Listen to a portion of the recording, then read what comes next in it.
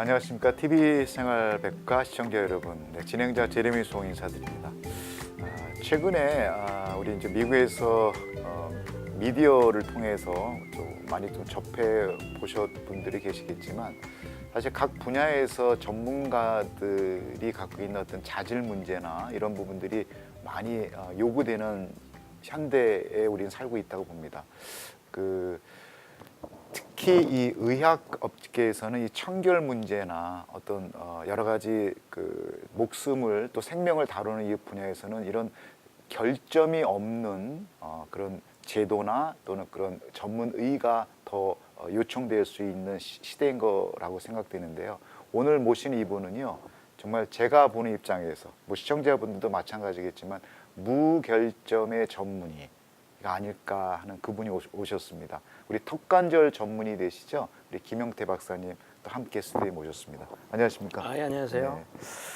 사실 조금 요즘 미디어를 보면은 좀 접하고 싶지 않은 얘기거리가 물론 이제 우리 닥터 되시니까 병을 고치려고 병원을 찾아갔는데 오히려 자기가 갖고 있지 않는 병이 오히려 옮겨서 좀 많은 고생과 또는 심지어 목숨까지 이르는 경우의 데이터가 많이 있다고 합니다. 그래서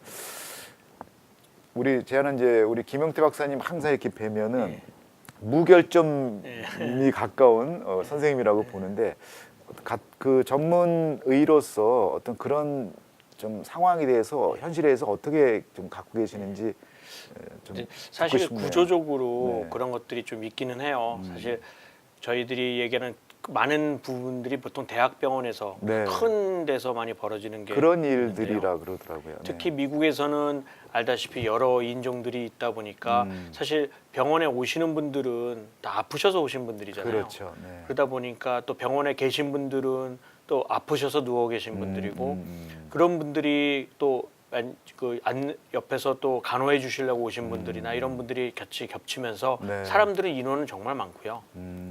또 그 과정에서 병에 걸릴 확률은 딴 데보다는 어떻게 보면 더 조심하지 않으면 더 많죠. 그러니까 밖에서 보기 힘든 병들도 네. 병원 안에 있기 때문에 네.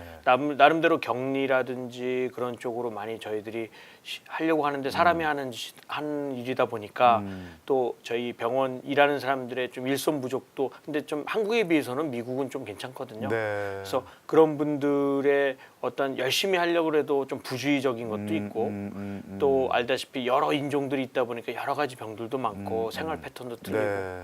그러다 보니까 거기서 많으신 분들이 병에 걸려가는 경우들이 많죠. 그래서 그러니까 뭐 그 균 중에서 거기서 다루는 균 중에 슈퍼박테리아라는 얘기를 많이 듣곤 하는데 뭐 그거는 죽일 만한 항생제도 없다고 할 정도로, 그게 보통 그 박테리아의 문제는 뭐냐면 금방 내성을 이겨낸다는 게 제일 그래요. 그러니까 내성을 만들어내죠. 그래서 여러 가지 항생제의 진화는 반대로 보시면 그만큼 박테리아의 진화라고 보시면 돼요. 그 중에서도 많은 항생제들이 개발되면서 지금 여러 가지 세대의 제너레이션으로 바뀌어가고 있으면서 더 많아지는 이유가 이런 변화되는 세균을 이겨내기 위해서 저희들이 계속 조작을 하는 거고요. 그런 과정에서 이겨내는 역시 세균들이 있기 때문에 그런 것들을 슈퍼박테리아 전혀 정말 어떠한 그 항생제도 워킹이 안 하는 그런 것들이 많은데 요즘에 그것들이 문제가 돼서 정말 그거는 조심하는 수밖에 없고 정말 환자분들이 병원에 갔다 오셔도 항상 손 씻고 항상 청결히하는 거를 하는 하나의 항상 염두에 두고 염두에 가야 두셔야죠. 돼요. 네. 스스로는 스스로가 보호를 하시는 그런 식으로 항상 마음을 갖고 계시는 게 중요하다고 봐요. 자, 오늘 사실 우리가 이제 턱관절 그 질환을 검사하는 방법들에 대해서 한번 좀 여쭤보고 싶어서. 근데 검사하는 과정에 보면은 여러 가지 툴들을 또 사용하시잖아요. 그래서 제가 한번 이런 사회적 이슈를 한번 조금 이렇게 내뱉어 봤습니다. 자, 오늘 즉 질문이요.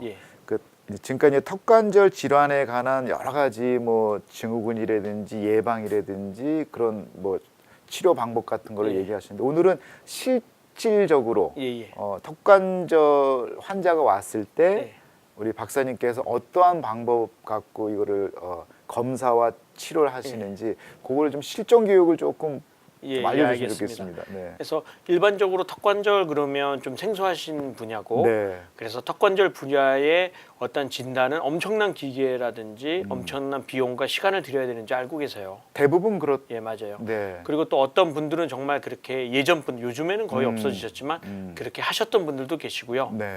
예를 들어서 EMG라든지 엄청난 큰 기계, 그러니까 머스를 체크업한다든지 어떤 바이포스를 체크업한다든지 그런 걸로 어떤 툴을 이용해서 하시는데요. 네. 사실 그런 것들은 과학적으로 근거는 거의 없고요. 그러니까 센서티비티, 그러니까 이 검사를 해서 이 사람이 턱관절 질환이라고 가려내기는 이게 너무 진단이 무디예요. 쉽게 얘기하면 그런 기계들이 가장 쉬운 거는 아주 심플하기 때문에 간단한 방법을 할 수 있기 때문에 제가 오늘 알려드리려고 하고 그거를 있고요. 직접 좀 알려줄 수 있을까요? 네. 너무 간단해서 좀 네. 뭐라 그러실지 모르겠지만 네.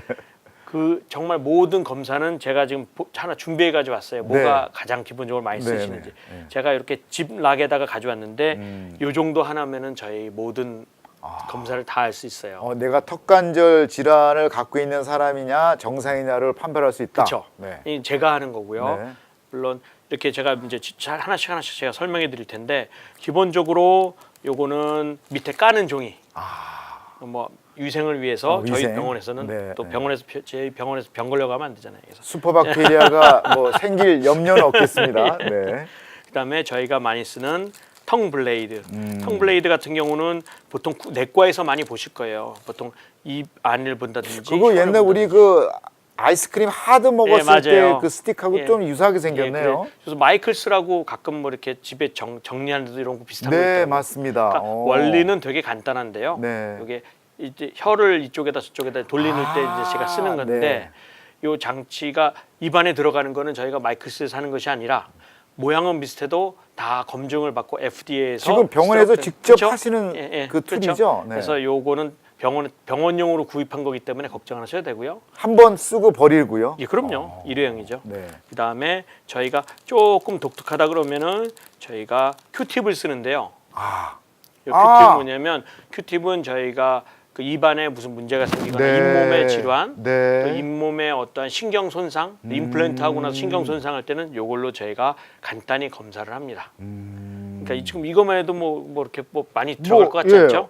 저희 턱관절의 최첨단 장비, 엑스레이를 제외한 네. 최첨단 장치는 요 룰러.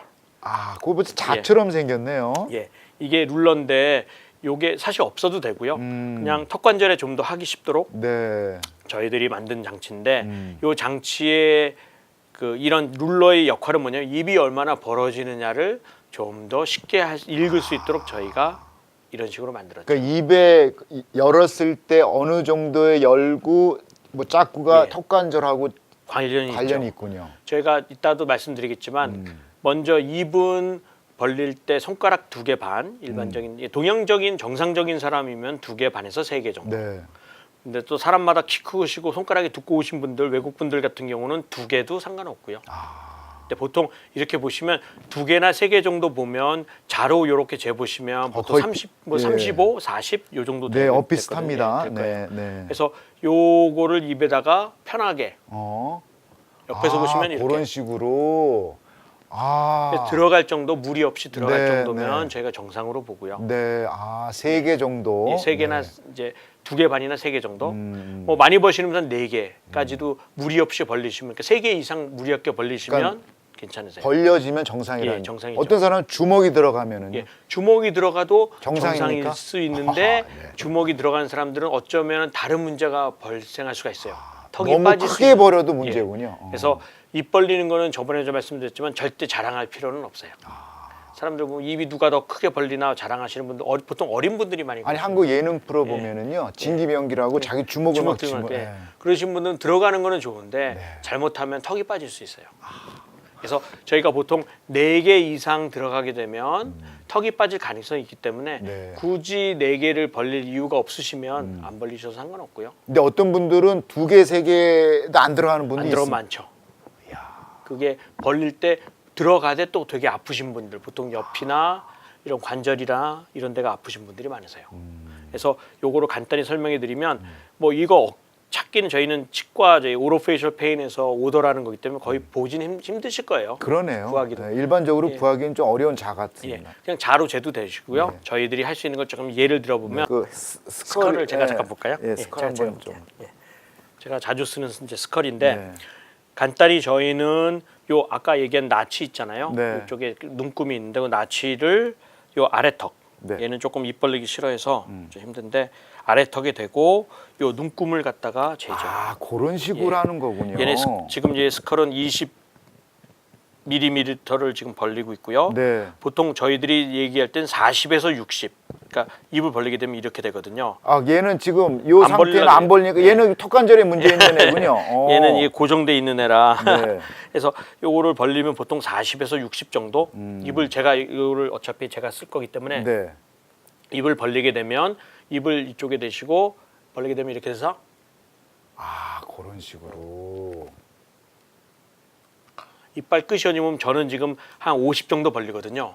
무리 없이. 그러니까 네. 저는 정상이죠. 정상. 예. 네. 그래서 이런 식으로 메저를 하는데 그렇지 않으시면 일반적인 자로 옆에 보면 이것도 일반적인 자처럼 돼 있는데 이걸로 그냥 눈금을 잴 수 있어요. 아, 그런 식으로도.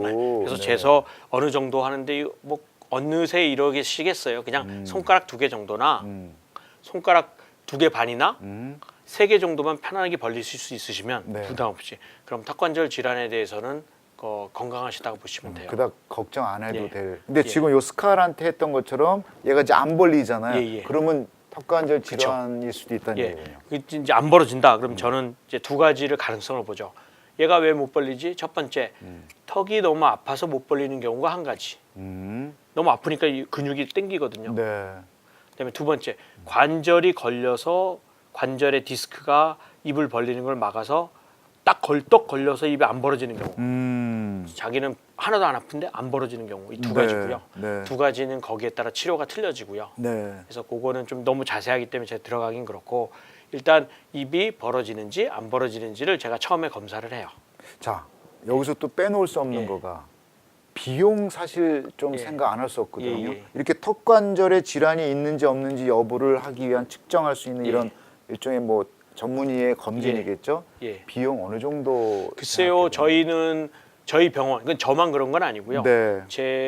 그러니까 뭐 저만 그렇죠. 네. 어떻게 보면 제 병원에서는 저희가 측정하는 가격이 보통 이제 뭐라고 뭐 가격을 직접 말씀드리긴 뭐하지만 네, 그냥 뭐 예, 그러니까 레인지가 150불에서 한 250불 사이. 크게 뭐 부담되는 예, 거기 가격은 엑셀 아니군요. 들어가고. 엑셀까지 예, 예, 포함해서요. 하지만 또 그것도 부담되시는 분들이 있지만 네. 또 반대쪽으로 생각해 보시면 사실 저희 구강내과에서 제가 지금 하는 것들이 일반적인 아마 전 미국에서는 제일 싼 것 중에 하나일 거예요. 제가 뭐 가격으로 그 진단하는 건 아니지만 네. 한국 분들은 아직까지도 저항력이 굉장히 크세요.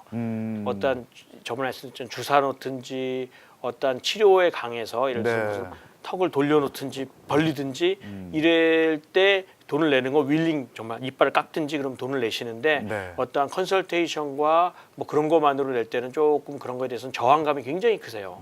그래서 그런 면에서 저희가 많이 줄인 거고요. 네. 예. 그래서 그런 면에서는 뭐 그렇게 너무 신경 안 쓰셔도 가격적인 면에서는 그렇겠네요. 그렇고요. 지금 보니까 크게 뭐 부담될 수 있는 가격은 아닌 것 같아요. 그래서 네. 근데 또 어떤 분은 되게 그것도 되게 부담되시거든요. 네. 예. 그래서 그런 분들 일단 얘기해 주시면 또 그거에 따라서 아프신 분을 글쎄요 제 나름대로의 철학은 아프신 분들을 제가 다 도와드릴 수는 없지만 네. 잠시나마 뭐 1, 2분 정도 이래서 이렇게 해보십시오 이렇게 제가 조언 드리는 거는 저는 정말 프리하게 열려 있기 때문에 네. 한번 얘기해 주시면 제가 그 정도는 얘기해 드릴 수는 있어요. 간단하게. 자, 오늘 턱관절에 질환이 있는지 없는지를 기초적으로 확인할 수 있는 그 실질적인 방법을 얘기해 주셨어요. 예. 자, 이런 질환 체크업을 예.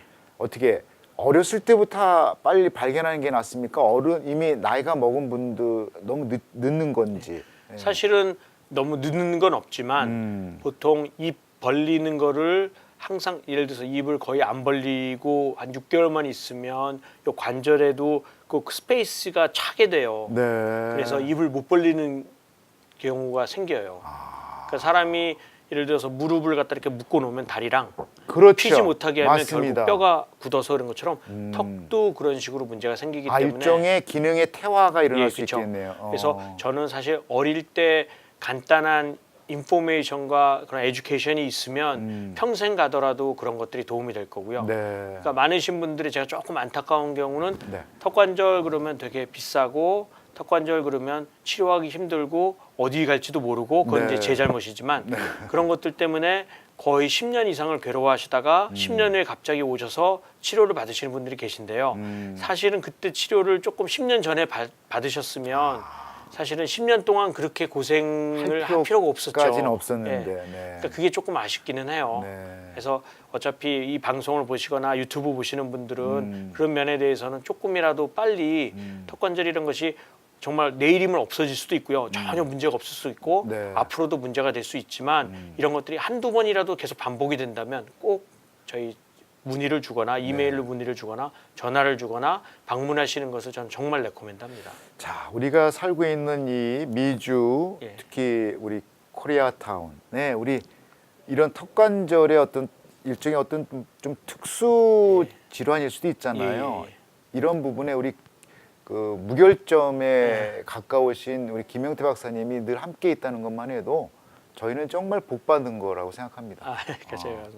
자, 그렇다면 지금 그 아까 얘기하셨던 이제 턱관절이 있느냐 없느냐를 지금 검사하셨잖아요. 예, 예. 자, 만약에 발견이 됐어요. 예. 어떤 그러면 방식으로? 일단 이거는 제가 클리니컬리 제가 본 거고요. 네. 그 다음엔 제가 보통 엑스레이를 찍죠. 음. 그래서 엑스레이를 찍어 보면 뼈의 변화 상황. 그러니까 저희들이 보통 찍는 파노라믹이라는 엑스레이인데 네. 그거는 보통 치과 가시면 여러 이 위에도 찍는 사진이 있고요. 네.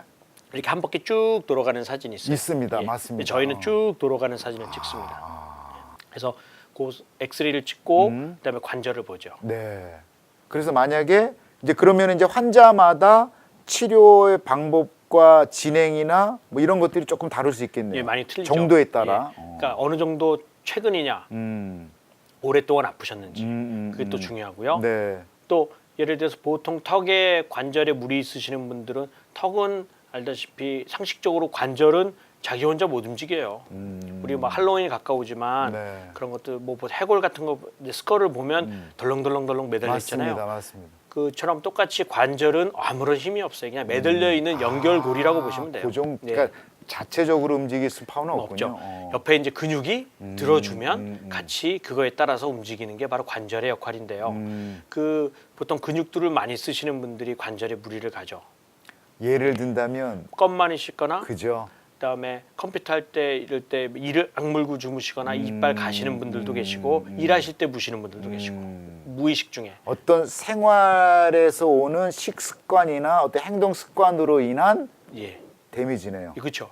그러신 분들은 관절에 이제 문제가 있기 때문에 제가 턱에 일단 쉽게 얘기해서 또 그것도 턱도 이제 어디가 아프냐가 또 문제인데 입이 안 벌어지면 제가 입이 안 벌어지는 이유가 아까 얘기한 것처럼 턱이 문제인지 근육이 문제인지를 먼저 확인하고요. 만약에 근육의 문제인지 아닌지 턱인지 문제인지를 아는 방법은 제가 근육을 누르죠. 그러니까 쉽게 얘기하면 제가 손으로 이렇게 보시면 이거를 제가 또 스컬을 이용한다면 네. 손으로 제가 여기를 눌러요. 그러니까 쉽게 여기 누르죠. 네네네. 누르면 정상적인 사람은 안 아파요. 하지만 이게 세게 누르는 게 아니라 그 어떠한 그 파운드가 있는데 그 힘이 있거든요. 네. 근데 저 같은 경우는 이제 익숙하니까 그런데 제가 정확한 얼마인지는 기억이 안 나요. 네. 하지만 어느 정도 쑥 눌렀을 때 굉장히 아프다 그러면 근육에 무리가 있는 거고요. 그래서 제가 여기 그러니까 누르는 강세 세기에 따라 안 아파야 되는데 아프다 아프죠. 그러면은 그렇죠. 턱관절 가능성이 있죠. 물론 밥 먹을 때 문제가 없을 수도 있지만 눌러서 아프다는 얘기는 가능성은 있다는 얘기예요, 그 사람이요. 그래서 여기 눌러보고 그다음에 보통 제가 여기 이쪽에 하나 누르고 네. 그다음에 바로 여기 광대뼈 밑에 한번 누르고 그다음에 요 귀에 네. 그 뒤에 있는 관절 인중이 그런 관절이에요. 포인트들이 있군요. 요게 관절.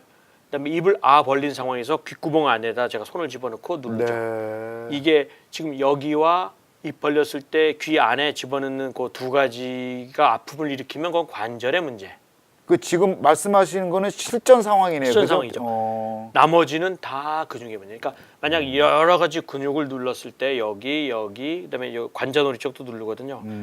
아픈데 여기 아프고 입 벌렸을 때 요 귀 안에 아프다는 거는 관절의 문제고요. 나머지는 다 근육의 문제예요. 그러니까 많으신 분들이 저 턱관절이 아파요. 그리고 어디 아프세요? 그럼 여기가 아프세요? 그럼 사실은 여기는 근육이에요. 아, 근육. 예. 그래서 근육적인 문제인지 아닌지를 보고 관절의 문제라 그러면 제가 엑스레이 찍었을 때 관절을 좀 유심히 보죠.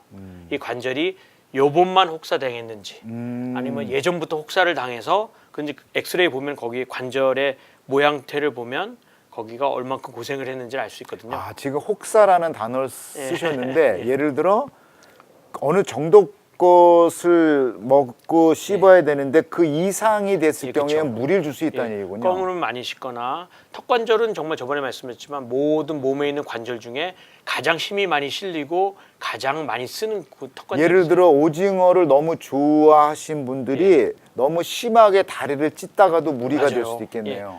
그런데 이제 조금 환자분들이 오해하시는 게 뭐냐면 나는 오징어 안 먹고 비프 저키 아니면 거미베어를 좋아해. 네. 난 그 말랑말랑한데 왜 그럴까? 사실 거미베어와 껌과 비프 저키 이렇게 쫄깃쫄깃한 것들이 관절은 쫄깃쫄깃한 그런 것들이 무리를 줄 수 있어요. 씹을 때마다.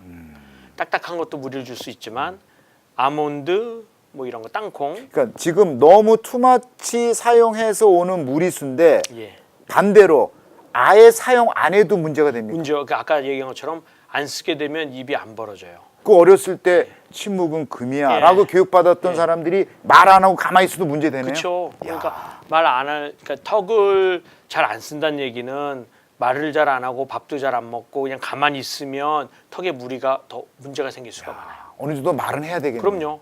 그래서 기본적으로는 말도 하고 스트레칭도 하고 항상 정상적인 사람은 제가 이따가 알려드릴 운동이 있지만 그걸 함으로써 좀 그 건강을 유지할 수 있는 거고요. 아프신 분들은 또 건강을 그 운동 체조를 함으로써 좀 더 이제 그 턱을 더 올바르게 쓰실 수 있는 거고. 그러니까 꼭 제가 이따가 알려드릴 건 꼭 하시면 되고요. 네. 하지만 턱에 무리되는 특히 한국 음식들이 그래요. 한국 음식들 비빔밥, 그다음에 총각김치 뒤에 나온 질긴 거, 고사리 이런 거 좀 이렇게 삶으면은 괜찮은데 어떤 그 찢어지지만. 영양을 채워줄 수 있는 좋은 음식인 건 분명 예, 사실이지만 이에는 좀 무리가 될 수 있다는 그렇죠. 턱관절은. 김치 자체도 사실 조금 무리될 수 있거든요. 김치가 질겅질겅하잖아요. 네. 우리가 얘기하는 모든 파이버, 보통 다이어트 할 때나 야채라고 하는 것들이 조금씩 질겨요. 그래서 그런 면에서는 조금 조심하시면 될 것 같고요. 네. 그래서 다시 얘기로 돌아가면 제가 엑스레이로 관절을 보고 관절이 무리가 없으면 이제 저는 이렇게 진단을 내리기를 이 관절은 최근에 그러니까 일단 눌러서 아프다는 얘기는 아픈 거예요. 엑스레이 안 나오지만. 그러니까 이 관절은 최근에 혹사를 당했구나. 그래서 제가 물어보죠. 최근에 그러니까 예를 들어서 최근에 턱을 많이 쓴 이유가 있는지. 예를 들어서 친지분들이 무슨 건어물 같은 거 한국에서 많이 보내주시거든요. 그죠, 맞습니다. 북어 말린 거라는 거. 예. 그러면은 미국 분은 하루에 다 끝내세요. 막 일주일 내 날 잡고 북어를 다 끝내시는 거예요. 그리고 나서 이제 문제가 생기시는 거 아니에요. 그러니까 나눠서 먹는 게 아니고 하룻밤에 그냥 맛있으니까. 계속 있으면 먹으신 분이 눈에 보이기 때문에 다 드시거든요. 그렇죠. 그래서 그러신 분들 아니면 무슨 이사를 했다든지 이사하시는 분들 무겁기 때문에 이때 이거나 스트레스 때문에 그럴 수도 있고 또 즐거운 단풍 여행을 갔다 오셨는지 또 갔다 오시는 과정에서도 비행기 타고 버스 타고 장기간에서 필요할 수 있거든요. 어떤 그런 무리. 그다음에 무슨 스트레스가 뭐 가정에 불화가 있는지 슬쩍 물어봐서 그 뭐 애가 속을 썩이는지 그것도 영향이 그럼요. 있습니까? 속 썩이면서 이제 그런 것들이 있는지 하여튼 그 상황이 언제 그랬고 예를 들어 부부 관계가 좋거나 연인들 키스하는 거는 문제가 됩니까? 글쎄요 그것까지는 얼마큼 격렬하게 하는지 모르겠지만 그거는 제가 잘 모르겠고 우리 또 박사님께서 그런 표현 쓰니까 너무 인간적이십니다. 네. 그래서 그런 것들을 다 보면서 메디컬 히스토리를 정할 굉장히 중요가 돼요. 왜냐하면 턱관절의 가장 기본은 원인이 뭔지를 본인이 납득하셔야 돼요. 그래서 제가 딱 보면 이를 꽉 무시는 습관이 있으십니다. 물지 마세요. 그러면 본인이 납득하지 않으면 나는 이빨 안 무는데 저 사람이 왜거나 이런 식으로 반응이 나오죠. 그러니까 그거를 유도를 하고 납득을 시키고 이해 증거를 보여주고 도망갈 수 없게 그렇게 하면은 이제 환자분들이 이해를 하고 수긍을 하시고 수긍을 안 하시면 제가 보통 2주 후에 그런 행동들에 대해서 여쭤보죠. 혹시 숙제 혹시 그때 하는지 안 하는지 한번 본인이 확인해 보라 그러면 거의 대부분 다 제가 얘기한 대로 이를 물거나 이를 갈거나 이를 깨무는 거나 스트레스가 많거나 이런 것들을 다 얘기해 주세요. 2주 후에 숙제에 오시면 그런 거 알고 보니까 그래요. 이렇게 나오십니다. 그래서 이제 그런 면에서 보는 거. 그래서 엑스레이와 이런 간단한 검사와 제가 얼굴 누른 거에 의해서 턱관절 문제는 정말 거의 99.9%는 거의 100%는 저희가 진단할 수 있고요. 요즘 시쳇말로 다 잡아낼 수 예, 있다는 그렇죠. 얘기네요. 그래서 그런 면에서는 되게 턱관절 질환에 대해서는 아주 베이직한 여러 가지 그러니까 그만 잡는다면 박사님한테만 오면 네. 내가 턱관절 질환이 있는지 없는지 네. 정말 세밀하게 판단을 네. 받을 수 있는 거네요. 제가 좀 그거는 제가 알 수 있고요. 네. 근데 만약에 가장 환자분들이 제일 쉬운 거 뭐냐면 아프냐 안 아프냐 이게 가장 기본이라고 보시면 돼요. 밥을 먹을 때 턱이 아프냐, 어디 얼굴이 아프냐, 이마가 아프냐, 뭐 입을 벌렸더니 턱이 아프냐, 이마가 아프냐 이렇게 뭘 했을 경우에 아프다 그 가능성 하나. 두 번째 입이 안 벌어진다, 안 아픈데도 입이 안 벌어진다. 두 번째, 세 번째 입은 벌어지는데 귀에서 어디서 뚝뚝 소리 나거나 지그덕지그덕 소리가 난다. 이 세 가지 범위가 있을 때는 일단 저를 찾아오시면 내가 정말 저기를 가야 돼 말아야 돼 하는 네. 의욕들은 싹 없어지실 거예요. 자, 가장 중요한 거는 우리 박사님을 뵈면은 정확한 질환의 여부를 판단할 수 있지만 예. 우리가 집에서 자체적으로 자가 좀 연습할 수 예방 차원에 그때 한번 언급해 주셨던 혀의 국민체조 그거 한 번만 더 좀 언급해 주시고 마무리했으면 예, 좋겠습니다. 알겠습니다. 네. 딱 한 가지인데요. 뭐 아에이오 이런 것도 절대 아니고요. 네. 딱 한 가지만 해주시면 돼요. 네. 심플하게. 네. 혀를 입 천장에다 붙이시고요. 붙이고. 앞니빨 바로 뒤쪽으로. 네. 오케이. 이 손가락 한 두 개 반이 반이나 세 개 정도 벌리시고 6초를 버티시는 거예요. 6초. 하나, 둘, 셋, 넷, 다섯. 네, 여섯. 네. 담으시고. 네. 이게 한 번인데요. 시간에 따라서 자주 해주시면 돼요. 저희들이 레코멘드하기는 하루에 36번인데 36번 하시는 분은 아무도 없으세요. 그래서 한 10번이라도 정말 정확해 주시면 정말 도움이 될 겁니다. 정말 고생해서 고민해서 박사님 굳이 찾아가지 않게끔 예방 차원도 그럼요. 되겠네요. 네. 충분히 예방할 수 있습니다. 너무나 감사합니다. 예, 자, 우리 아닙니다. 시청자 여러분, 혀의 국민체조 늘 잊지 마시고요. 클릭 한번 하시기 바라겠습니다. 감사합니다. 예, 감사합니다. 네, 오늘 저녁에 이거 하고 주무십시오. 고맙습니다.